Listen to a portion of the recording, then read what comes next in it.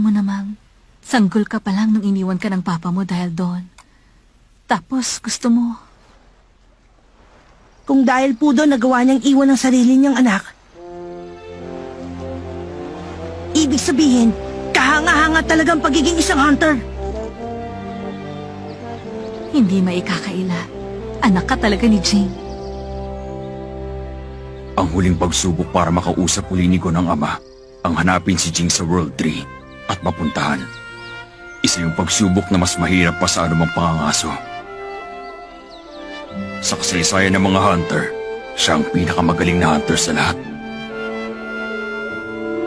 May gusto akong isang bagay. Pagkasabi nun, umalis na si Jing. Hindi niya sinabi ko anong gusto niya. Hulihin mo ako kung kaya mo. Sabihin mo, isa kang hunter, hindi ba?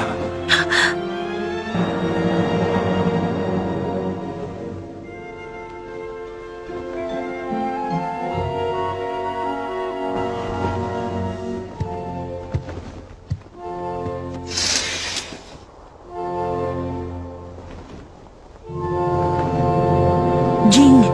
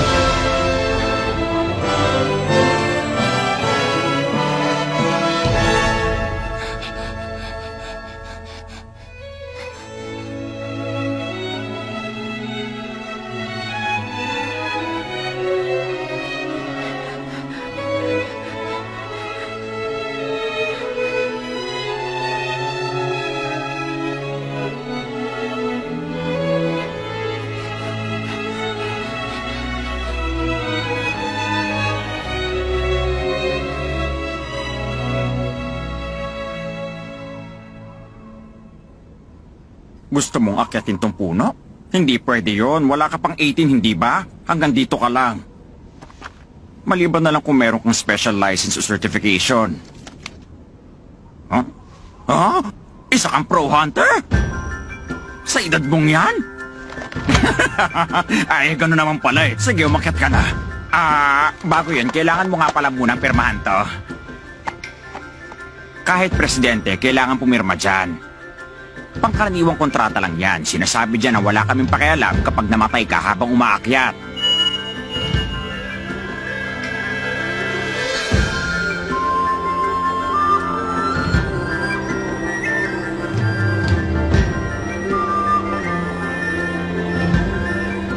May ilang tip ako sa'yo, bata. Huwag kang gaano magtitiwala sa mga grip of foothold na iniwan ng mga dating climber, ha? Yung mga nakakaakyat sa tuktok, karaniwang kamay lang ang gamit. Yun ang ginawa ng lalaki nandun ngayon sa itaas ng puno. napo ako na! Salamat po! Kung pakiramdam mo naman nasa panganib ka, pindutin mo lang yung buton. Darating ang rescue team para tulungan ka. Kung kaya mong tumigil ng mga 10 minuto... Oh? Naku! Nalaglag yung bata! Bata! Manong! Nandun na siya agad sa taas.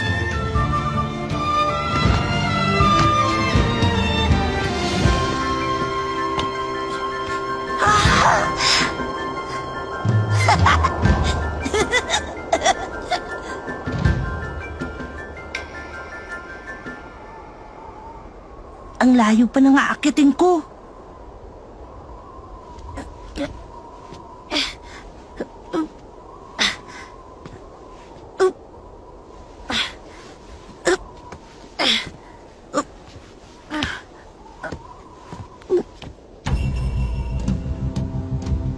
Kahangahangang puno. Pwede kong ipagkatiwala ang sarili ko rito. Nung nahawakan to ng mga daliri ko, naramdaman ko agad ang buhay na dumadaloy dito. At dumadaloy yun sa kabuuan ng punong ito.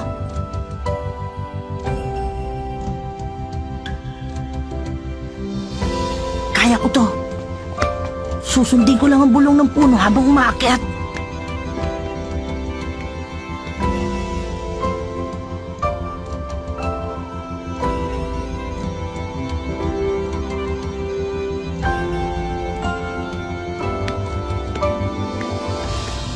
Saklolo, Oh? tulungan mo ko. Sige na, pakiusap, maawa ka.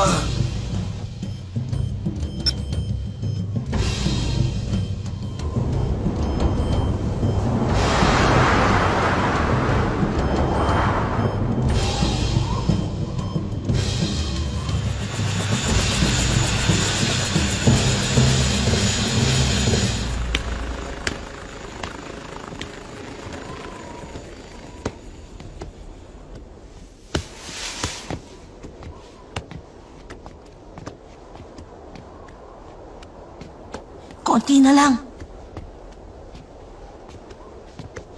Huh? Kakaibang itsura ng tuktok.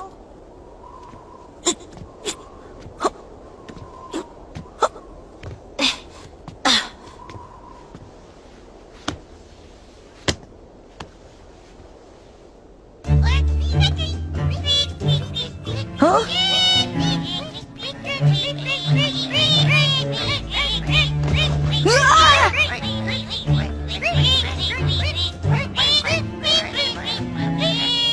Ang lalaking sisiw!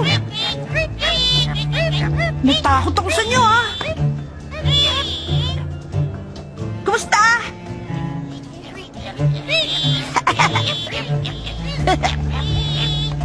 Hoy! Oh?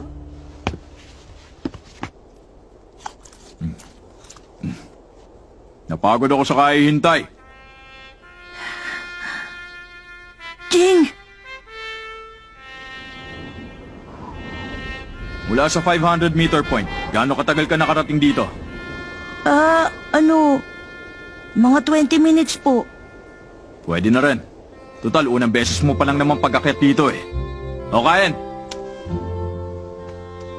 Opo.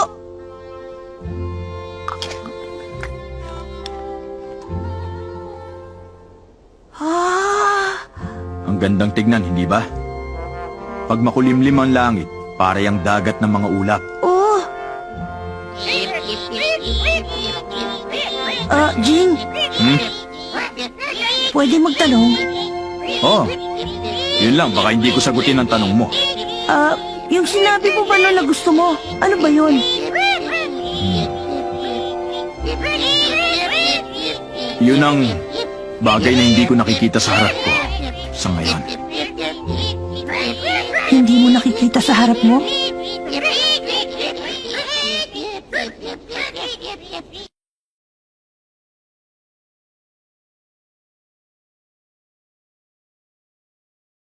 Merong dahilan kung bakit ginusto kong maging isang hunter. Tahimik!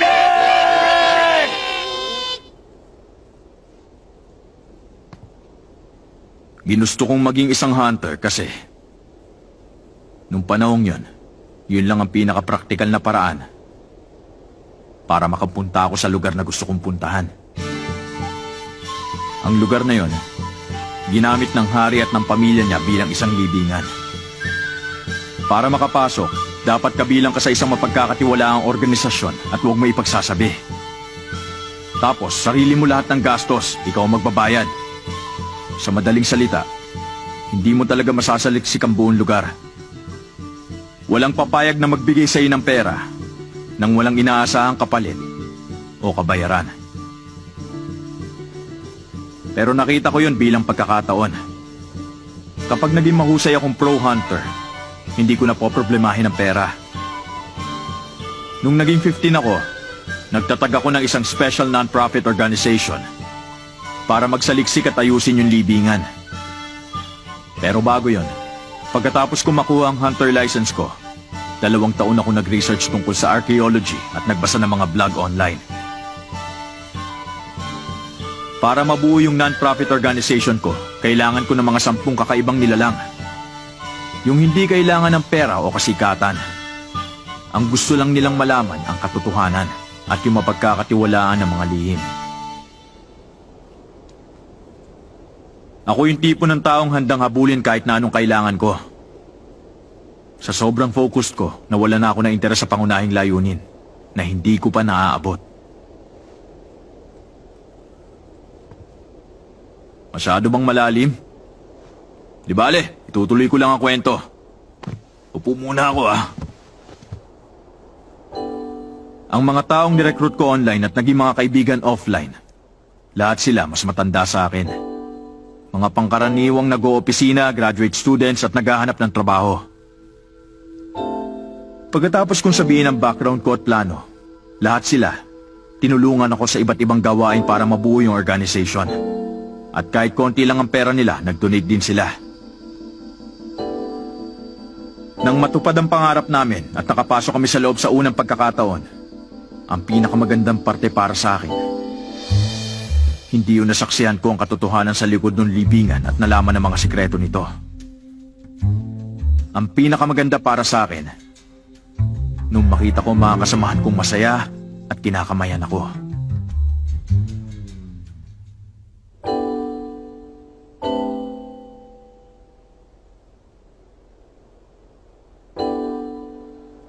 Hanggang ngayon, nagtatrabaho pa rin sila sa organization ng walang sweldo.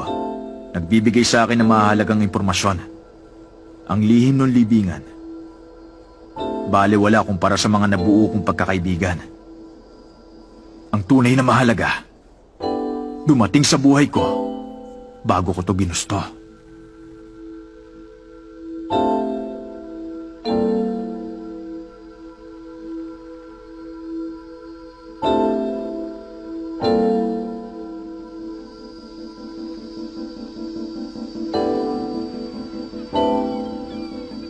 At ngayon, Ha? ano naman po ang hinahabol nyo? Sa ngayon ba? Mahaba-habang oras yun bago may paliwanag. Gon, anong klaseng puno itong inakyat natin? Ha? Ito po ang World Tree? Tama ka. Dun sa baba, paano nilalarawan ng mga tao itong puno? Sinasabi nila na ang taas nitong puno hindi bababa sa 1,784 na metro. Kung tutuusin, tama yung sinabi nila. Yun nga. Pero ang totoo, ang punong ito, isang batang supling lang na tumigil na sa paglaki. Ha? Ang tinatawag nilang World Tree, hindi nakatanggap ng sapat na nutrisyon kaya ganito lamang ang taas.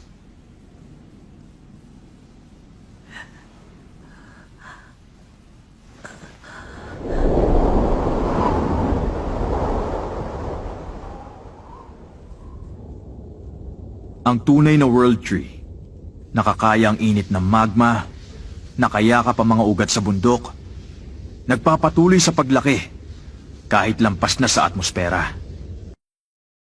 Hanggang sa labas ng mundong ito. Labas ng mundong ito? Yung labas na mapang nakasanayan mo ng tignan. Ha?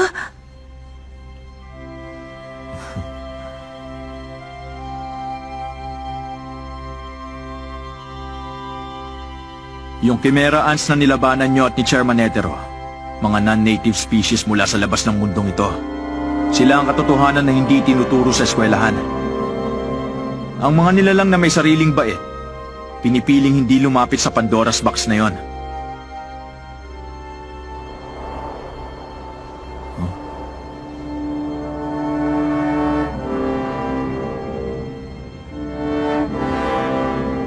Ibig sabihin, ang mundong alam natin, isang maliit na bahagi lang ng higit na mas malaking mundo. May mga record na nagpapakitang may ilang pinili mula sa isang takdang panahon at lugar ang nakakalabas. Naiintindihan mo na? Ha? Pareho pa rin ang gusto ko, yung mga bagay na palaging nasa akin. Yung mga bagay na hindi ko nakikita sa harapan ko.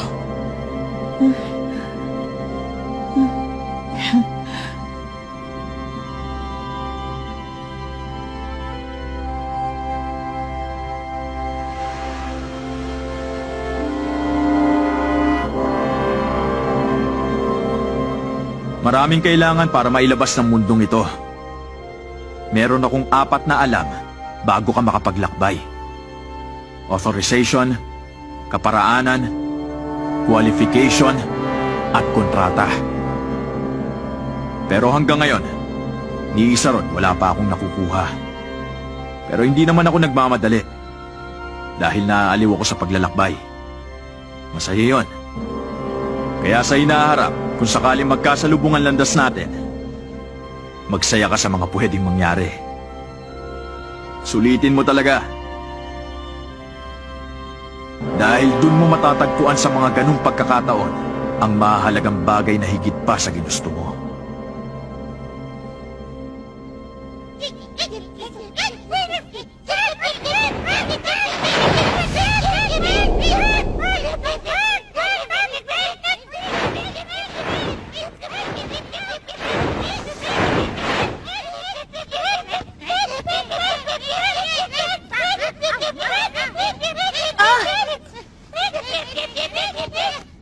Jing!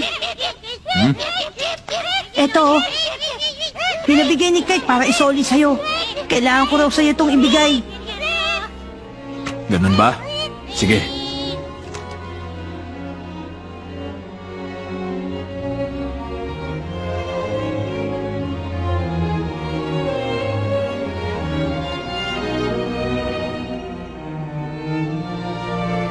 Nandito sa balikat.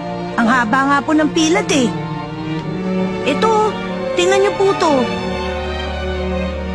Pagkatapos, biglang sumabog ng malakas. Boom! Biglang lumabas yung kabaong na ganito lang kaliit at ganito kanipis. Ang tawag po sa mga yon, testing gates. Kailangan niyo mabuksan para makapasok kayo sa loob.